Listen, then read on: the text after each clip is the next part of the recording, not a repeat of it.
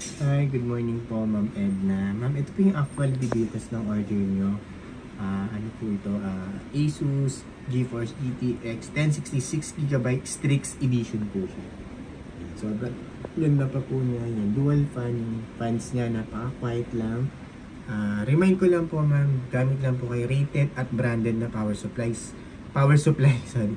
Minimum 550 watts po, okay na po yun. Wag lang po kayo gagamit ng mga generic na power supply, yung mga 700 watts na power supply na generic. Ingat po tayo dun, okay? Yun po usually yung kadalasan kaya po nasisira yung video card natin. Brand new or used po yan pag ginamitan nyo po ng generic na power supply. Promise po, hindi po tatagal yung video card nyo. So, ingat po tayo, gamit lang po tayo lagi. Namin nire-recommend rated at branded lang po na power supply yung gamitin natin, ma'am, okay?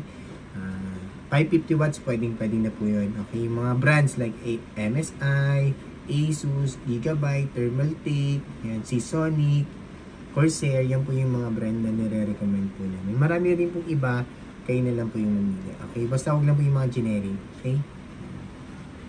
May 16 part connector required po siya, magagaling sa power supply. Serial number niya. Ayan po, yung nasa screw, yung sticker po. Official warranty sticker po yan ng Asus. It means po, never po na open or na repair. 200% guaranteed po namin yan. Warranty sticker po namin. Yan. Pag may problem po, message nyo lang po kami. Papalitan po namin yan. As long as intact po yung mga warranty sticker natin. Hindi po inalis, hindi po binuksan yung video card. Pero pag binuksan po yung video card, inalis po yung warranty sticker na void po yun, hindi po namin i-accept yung warranty claims. Kaya po pag may problem po, kami lang po message. Papalitan po namin yan pag hindi po namin maayos online. Okay po? Okay.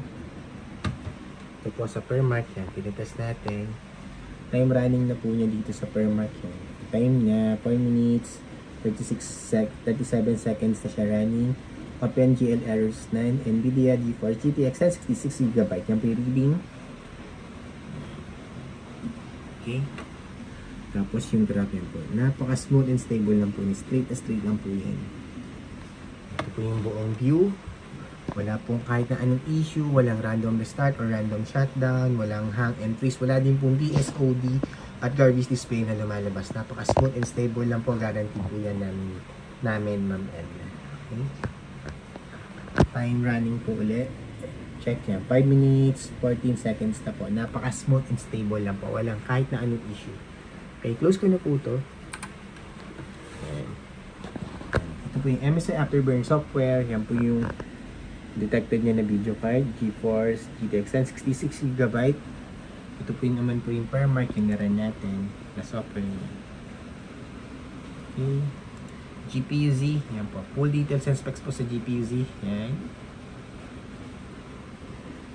Sensor. Yan. Lahat naman po may reading niya hanggang mukha. Okay. Then, driver check. Right click lang po ako dito.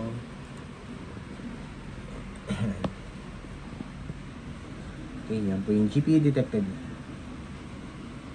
Okay, system information. Okay po, yun po. Driver version na gamit natin.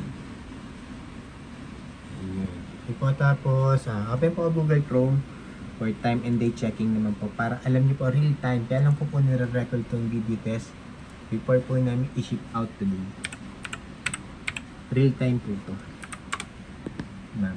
9:55 AM Sunday, December 1, 2024. Yan po yung current time natin before po namin i-ship out. Current date and time, real time po siya. Okay, isa pa. PH time. Meron na rin siya dito lumabas pag nag-google ka. So, ito po. Same lang sila. 9:56 AM, Sunday, December 1, 2024. Pag gusto nyo po i-double check tong website kung legit at kung real time, ito pa pwede nyo pong puntahan yan. Yan yung website. Papigin ko isa. Okay. Yun na po, Ma'am Edna. Close ko na po ito and shutdown para ma-ship out na po namin yung order nyo today.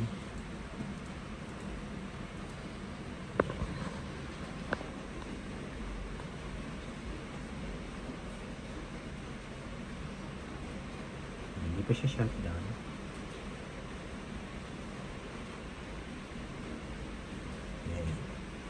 Ayan, shutdown na po. Ma'am, ulitin ko lang po, yung power supply gamit lang po kay rated at branded. Minimum watts po 550. Okay na po yan. Okay, wag lang po yung generic na 700 watts. Okay? May 6-pin power connector required po yan ng mga lines power supply. Serial number niya po ulit. Warranty sticker niya po. Warranty sticker po namin. Ayan. Note lang po, bawal po alisin yung mga warranty sticker para po hindi ma-void yung warranty niyo. Pag may problem po, message nyo na po kami, agad help namin kayo. Okay, yun lang po Ma'am Edna. Thank you po. Bye.